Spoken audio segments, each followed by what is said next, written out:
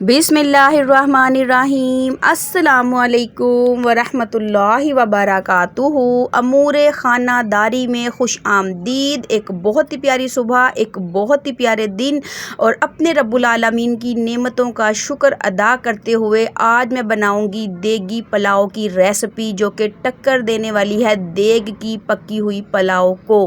क्योंकि इसके अंदर हम नहीं डालेंगे चिकन, ना ही मटन, ना ही चिकन, ना ही बीफ, ना ही आलू, ना ही चने। आज हम बनाएंगे कबूली पुलाव। ये मैंने सीखी थी अपनी मरहूमा नानी जान से, जो कि हिजरत करके आए थे इंडिया से पाकिस्तान। उन्होंने मुझे पास बैठ के ये पुलाव बनाना सिखाई थी मेरे बचपन में, जब मैं कुकिंग सीख रही थी। तो चलें जी शुरू करते हैं। मैंने ले ली है एक गिलास चावल, एक छोटा प्याज, एक छोटा टमाटर, 3 से 4 हरी मिर्चें, साथ में 2 अदद लेमन, हरा धनिया, पुदीना, नमक, मिर्च, हल्दी और 1 चम्मच भर के लिया है मैंने बिरयानी मसाले का। एक खुले मुँह का बर्तन ले लिया, उसके अंदर मैंने डाल दिया है 1 चम्मच भर के घी, साथ में डाल देंगे एक छोटा कटा हुआ प्याज। आज हम ऐसा पुलाव को तड़का लगाएंगे जैसा तड़का हमारी माएँ लगाया करती थी, कि जब प्याज को तड़का लगा के पानी डालती थी चावलों के लिए, तो पूरे मोहल्ले में उसकी खुशबू फैल जाया करती थी। जैसे ही प्याज होंगे गोल्डन ब्राउन, तो हम इसके अंदर डालेंगे पानी और ढक देंगे ढक्कन। ढक्कन ढकने से इसकी खुशबू फैलेगी तीसरे घर तक। जैसे ही प्याज का कलर हल्का सा चेंज होगा, तो हम इसके अंदर डाल देंगे 1 अदद बादियान का फूल, आधी चम्मच हम डालेंगे ज़ीरा। हर पुलाव और हर बिरयानी की जान है बादियान का फूल और कटा हुआ धनिया, पुदीना। जैसे ही ये गोल्डन ब्राउन होगा, हम इसके अंदर डाल देंगे थोड़ा सा पानी, फ़ौरन ढक्कन ढकेंगे। जैसे ही ढक्कन हटाएंगे, चम्मच हिलाएंगे, प्याज का कलर आ जाएगा बाहर और हमारे पुलाव के लिए हो जाएंगे बेहतरीन से कलर का प्याज रेडी। अब इसके अंदर हम डाल देंगे कटा हुआ टमाटर, छीले हुए 2 अदद लेमन, उनके बीज मैंने निकाल दिए हैं, हरी मिर्चें और साथ में डाल देंगे खुश्क मसाले, नमक, मिर्च, हल्दी और 1 चम्मच भर के मैंने डाला है बिरयानी मसाले का। अब हम इसका एक प्यारा सा मसाला भून लेंगे जब तक कि ऑयल अलग नहीं हो जाता। जैसे ही ऑयल अलग होगा, हम इसके अंदर डालेंगे चने की दाल। जी हाँ, मैंने कल चने की दाल बनाई थी, तो उसका सालन बच गया।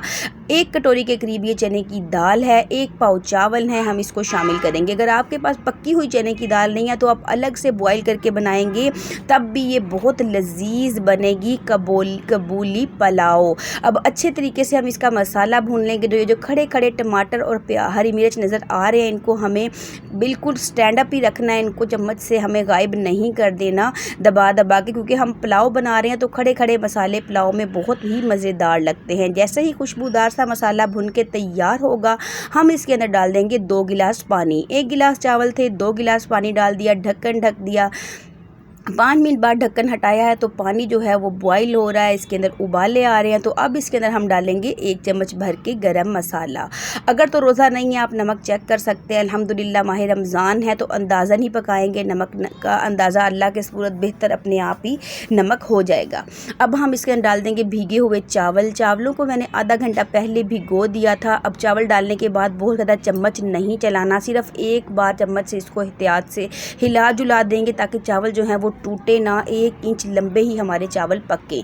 ढक्कन ढक के इसको मैंने 10 मिनट के लिए दरमियानी आंच पे छोड़ा है। 10 मिनट बाद ढक्कन हटाया है। ये देखें, बेहतरीन हमारे जो है पुलाव, कबूली पुलाव बनने के मराहिल में दाखिल हो गया। पानी बिल्कुल खुश्क हो गया, चावल बिल्कुल भी नहीं टूटे। अब हम डालेंगे 1 चम्मच पानी में 1 चम्मच जर्दे का रंग, उसको हम चावल के ऊपर डाल देंगे। साथ ही हम डालेंगे बिरयानी और पुलाव की जान, कटा हुआ हरा धनिया और पुदीना ढेर सारा।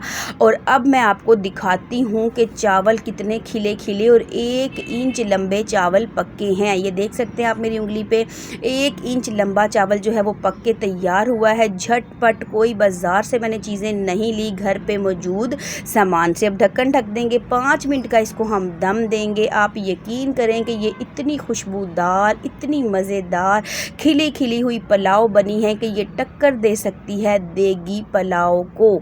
एक चावल का दाना दूसरे चावल के दाने से बिल्कुल भी चिपका हुआ नहीं। लाजवाब खुशबू, लाजवाब जायका, बेहतरीन कलर के साथ खिली खिली हमारी कबूली चना दाल की पुलाव बन के तैयार है। तो ये रेसिपी बजट फ्रेंडली है, घर पे मौजूद सामान से बिना कुछ खर्च किए आप देगी चावलों को टक्कर दे सकते हैं। खाने वालों का पेट भर जाएगा पर नीयत नहीं भरेगी। घर आए हुए मेहमान इसकी रेसिपी पूछे बिना नहीं जाएंगे। अब मैं ये इफ्तारी के लिए बना रही हूँ इमली और आलू बुखारा का शरबत, जो कि बहुत ही मज़ेदार और ज़ुद हज़म होता है, हर चीज़ को हज़म कर देता है, हेल्दी भी है हमारी सेहत के लिए। इसकी रेसिपी मैं अपने चैनल पे आपके साथ शेयर कर चुकी हूँ। ये रोज़ाना ही तकरीबन हमारे घर अफ्तारी में बन रहा होता है और सेहत के लिए भी ये बहुत ज़्यादा मुफीद है। चलें जी, अब जल्दी जल्दी कर लेते हैं अपनी अफ्तारी की तैयारियाँ। दस्तरखान लगाएंगे, बर्तन सजाएंगे, अपना शरबत जो है उसको रेडी करेंगे, क्योंकि पहले कम पानी में मैंने सारी चीज़ों को भिगो दिया था। अब हमें मज़ीद पानी डालना पड़ेगा जितना कि हमें शरबत को तैयार करना है। जो जितनी भी ये इसका सामान है ना, इमली आलू बुखारा और साथ में है अनारदाना, इन सब को पहले कम पानी में मैं भिगो देती हूँ चीनी के साथ, और तुखम बालंगा को अलग भिगो देती हूँ। अब डाल देंगे इसके अंदर पानी, अच्छे से इसको मिक्स करेंगे।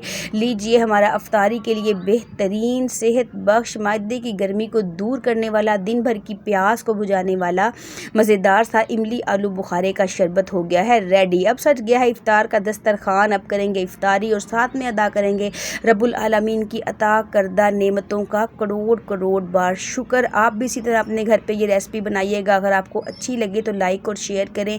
अगर आप मेरे चैनल पर नए हैं तो प्लीज़ मेरे चैनल को सब्सक्राइब भी ज़रूर कीजिए। बेल आइकन के बटन को प्रेस कीजिए ताकि हर नई आने वाली वीडियो का नोटिफिकेशन सबसे पहले आप तक पहुँचता रहे। अल्लाह हाफिज़।